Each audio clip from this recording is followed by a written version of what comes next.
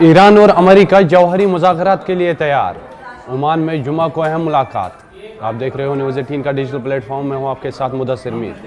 ایران اور امریکہ کے درمیان جوہری معاہدے کے حوالے سے مذاکرات جمعہ کو عمان میں طے ہے، جسے عالمی سیاست میں ایک اہم قدم قرار دیا جا رہا ہے۔ یہ ملاقات اس وقت ہو رہی ہے جب دونوں ممالک کے تعلقات کئی سالوں سے کشیدگی کا شکار ہے اور ایٹمی ہتھیاروں کے فروغ کے خدشات عالمی سطح پر تشویش پیدا کر رہے ہیں۔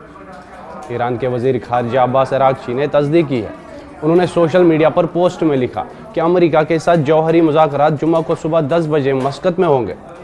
اجلاس کے لیے تمام ضروری انتظامات کرنے کے لیے عمانی بھائیوں کا شکریہ ادا کیا۔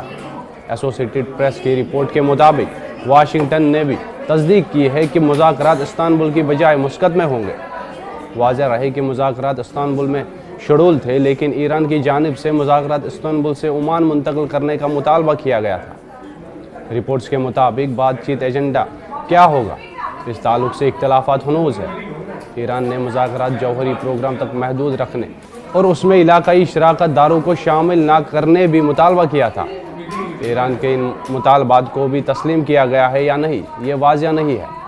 مذاکرات سے واقف دو ذرائع کے حوالے سے الجزیرہ کی رپورٹ کے مطابق قطر، ترکی اور مصر کے ثالثوں نے ایران اور امریکہ کو مذاکرات کے اہم اصولوں کا ایک فریم ورک پیش کیا ہے، جس میں ایران کی جانب سے اپنی یورینیم کی افزودگی کو نمایاں طور پر محدود کرنے کا عزم بھی شامل ہے۔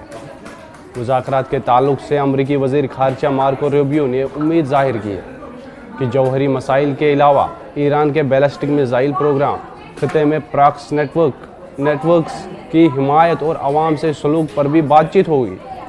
ماہرین کا کہنا ہے کہ اس اجلاس میں 3 اہم پہلو زیر بحث آئیں گے: ایران کی جوہری سرگرمیوں کی نگرانی اور ان کے تسلسل کی شفافیت کو یقینی بنانا، امریکہ کی پابندیوں میں نرمی یا ممکنہ خاتمہ تاکہ ایران کی اقتصادی مشکلات میں کمی آ سکے، علاقائی امن اور سلامتی کے لیے باہمی اعتماد کی بحالی تاکہ مشرقی وسطی میں کشیدگی کم ہو۔ یہ مذاکرات نہ صرف ایران اور امریکہ کے تعلقات کے لیے اہم ہے، بلکہ عالمی طاقتوں، خاص طور پر یورپی ممالک اور روس و چین کے لیے بھی اس کے اثرات گہرے ہوں گے۔ کامیاب مذاکرات سے ایٹمی ہتھیاروں کے خطرات میں کمی، خطے میں استحکام اور عالمی مارکیٹ پر مثبت اثر متوقع ہے، جبکہ ناکامی کی صورت میں نئی کشیدگی اور ممکنہ اقتصادی پابندیاں پیدا ہو سکتی ہیں۔ ماہرین نے واضح کیا ہے کہ یہ ملاقات ایک اہم سنگ میل ہے اور عالمی برادری کی نظریں عمان میں ہونے والے اجلاس پر جمی ہوئی ہے۔ ہر چھوٹے سے چھوٹا فیصلہ خطے میں امن اور عالمی تعلقات پر گہرے اثرات مرتب کر سکتا ہے۔ غزہ میں اسرائیل کے تازہ حملوں میں کم از کم 24 فلسطینی شہری شہید اور متعدد زخمی ہو گئے ہیں۔ اسرائیل نے بدھ کے روز غزہ میں مختلف مقامات پر حملے کیے، یعنی وہ سیز فائر کی مسلسل خلاف ورزی کر رہا ہے۔ رپورٹ کے مطابق مختلف مقامات پر اسرائیلی حملوں میں 24 فلسطینی شہید ہو گئے ہیں، جن میں 5 بچے بھی شامل ہیں۔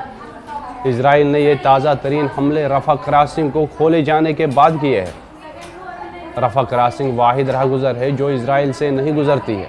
میڈیا رپورٹس کے مطابق اسرائیل نے الطفا اور زیتون کے مفاذات میں حملے کیے۔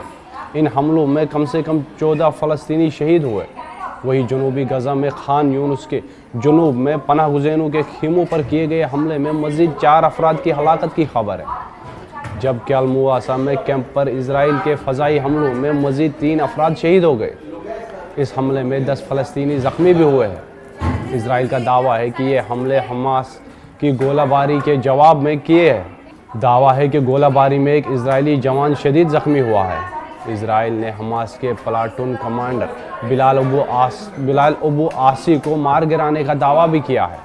بتایا جاتا ہے کہ بلال ابو عاصی نے 17 اکتوبر 2023 کو اسرائیل کے کیبتوز نیروز علاقے میں حملے کی قیادت کی تھی۔ پیر کے روز رفح کراسنگ 2 سال بعد جزوی طور پر کھول دی گئی، لیکن فلسطینیوں کے مسائل کم نہیں ہوئے۔ یہاں رکاوٹوں، پوچھ تاچھ اور غیر یقینی صورتحال ہے۔ بدھ کے روز 15 مریضوں اور ان کے 31 رشتہ داروں کو مصر میں داخل ہونے کی اجازت ملی تھی، لیکن ان میں تقریباً نصف کو لٹا دیا گیا۔ شمالی سینائی کی حکومت نے کچھ فلسطینیوں کی داخلے کی بات کہی، تاہم اس نے اعداد و شمار فراہم نہیں کی۔ طبی بنیادوں پر مریضوں کا انخلاء محدود ہے۔ جبکہ انسانی ہمدردی کی بنیاد پر غزہ میں داخل ہونے والے امداد کی مقدار ضروریات کے مقابلے میں انتہائی کم ہے۔